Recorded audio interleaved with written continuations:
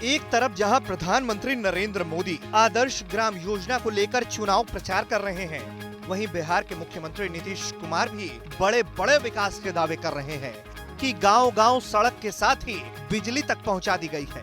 वहीं आपको जो खबर हम दिखाने जा रहे हैं, आप जानकर हैरान हो जाएंगे। गया से 40 किलोमीटर दूर बसे जहानाबाद लोकसभा क्षेत्र के अतरी प्रखंड के चिरियावा, जो कि पहाड़ के तलहटी में बसा है, यहाँ गांव में 300 घरों की बस्ती है और इस गांव में करीब 200 से 250 घर फौजियों का है। इस गांव को फौजियों का गांव भी कहते हैं। लेकिन इस चुनावी समर में फौजियों के परिवार के साथ ही साथ गांव वाले जनप्रतिनिधियों के नाम लेते ही भड़क उठते हैं।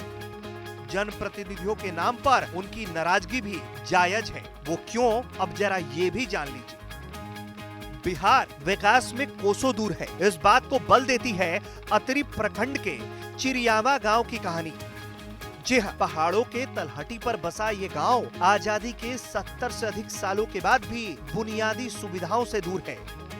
लेकिन कहते हैं ना, फौजी अगर चाह गया तो कुछ भी कर सकता है। रिटायर्ड फौजी सत्येंद्र सिंह ने बताया कि गांव वालों ने मिलकर बिना किसी सरकारी सहायता के पहाड़ काटकर सड़क बना दी। यहाँ कम से कम तो 95% फौज में है।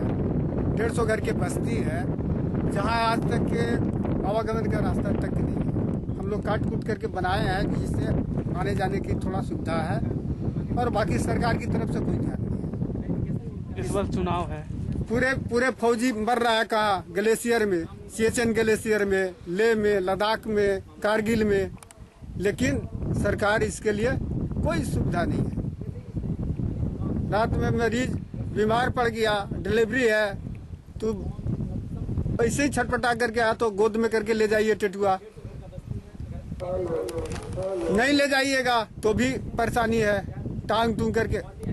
यदि जो हम फोन भी किए एम्बुलेंस भेजो तो बोल देता है सीधा कि रात में कहाँ उधर पहाड़िया में मरने जाएं, उधर कोई मार देगा तो आप जवाब दीजिएगा। वही हम बताओ। आप आर्मी में भी रहे हैं? हमने तो 22 साल आर्मी में रहे हैं। 22 साल के बाद आए तो हम शुरुआत करके इतना थोड़ा सा रास्ता बनाए हैं, गांव के सहयोग से बना, पूरे गांव मिलकर। उसी गांव के रहने वाले पंकज कुमार सिंह कहते हैं कि जैसे तैसे सड़क तो बना ली है, लेकिन सड़क महज काम चलाऊ है। परेशानी हो रहा है कि आवागमन के लिए कोई सुविधा उपलब्ध नहीं है। सिर्फ आने जाने के लिए जो पहाड़ी रास्ता है, पहाड़ी रास्ते को जैसे तैसे गाँव ने रास्ता तो बना लिया है, लेकिन किसी कारण बस अभी तक सड़क का निर्माण नहीं हो सका है। इस संबंध में मैं लगातार 3 साल से प्रयासरत भी हूँ। वन विभाग से एनओसी के लिए कुछ प्रक्रिया भी हुई थी, उसमें मतलब कार्यवाही आगे बढ़ चुकी है और इस रोड के लिए डीपीआर भी बन चुका है, लेकिन पता नहीं क्या समस्या है, कहाँ कागजी कार्रवाई। गाँव में फौजी लोग रहते हैं, क्या सुविधा सरकार देती है? जैसे अगर फौजियों के लिए जो सुविधा है, जो बस जो बाहर के लिए जो सुविधा वही है, इस गांव के लिए पर्सनल किसी प्रकार की कोई सुविधा उपलब्ध नहीं करवाई गई है। कितने लोग हैं फौजी में? यहाँ पे अगर एवरेज लेकर के चला जाए तो 150 घर की बस्ती है, हर घर में 1-2 फौजी हैं, लेकिन फिर भी अगर गिनती से भी चले तो 100 फौजी अभी जॉब में है। वहीं इस गांव के अविनाश कुमार सिंह का कहना है कि गांव में विकास के नाम पर नेताओं ने सिर्फ उन लोगों को ठगा है, छला है। आप लोग से अगर है कुछ करने लायक है, कोई सक्षम है तो सबसे पहले रोड की प्रधानता बना दीजिए। खेती तो भगवान भरोसे है ही यहाँ का। इस बार चुनाव है, क्या मुद्दा रहेगा आपका? क्या विकास है, रोड का मुद्दा है, और क्या रह सकता है। विकास सबसे पहले तो रोड की जरूरी है, जो हमारे आने जाने का ही मतलब रास्ता नहीं है, तो सबसे पहले मुद्दा रोड है। उसके बाद और भी है, अस्पताल बन जाए अच्छी बात है, स्कूल बढ़िया हो जाए। स्कूल है जिसमें 2 टीचर हैं, 8 तक क्लास चलता है, 2-3 टीचर है, क्या पढ़ाई होगा, बच्चों को भविष्य भी चौपट हो रहे हैं। किसी तरह से लोग इधर उधर से अपना दाएं बाएं करके काम कर रहे हैं, बाकी कोई विकास नाम का चीज नहीं है इसमें। वहीं पहाड़ी के रास्ते से गुजरते हुए हमें राहगीर जितेंद्र कुमार सिंह भी मिले। जितेंद्र कुमार सिंह ने कहा कि जब से उनका जन्म हुआ है तब से वो देखते आ रहे हैं कि इस गांव में आने जाने के लिए कोई सड़क नहीं है। उन्होंने ये भी कहा कि यहाँ जो रास्ता आप देख रहे हैं, गांव वालों की मदद से पहाड़ को काट कर बनाया गया है।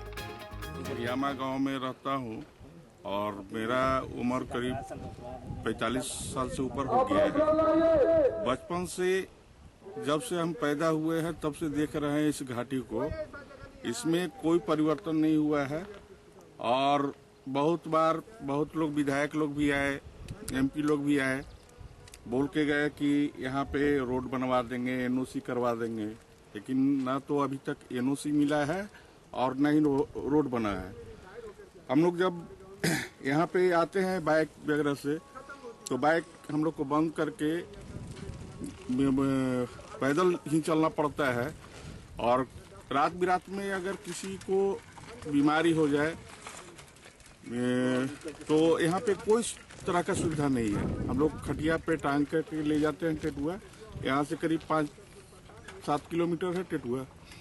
वहाँ जाने के बाद भी वैसा उपचार नहीं होता, लेकिन कभी कभी ऐसा भी हुआ है कि यहाँ पे मौत भी हो गया है। सवाल ये है कि चुनाव के वक्त जनप्रतिनिधियों ने कई वादे गांव के विकास को लेकर किए, लेकिन अब तक उनके वादे और घोषणा धरातल पर नहीं उतर पाई, जिससे पूरा गांव जनप्रतिनिधियों के नाम पर भड़क उठता है।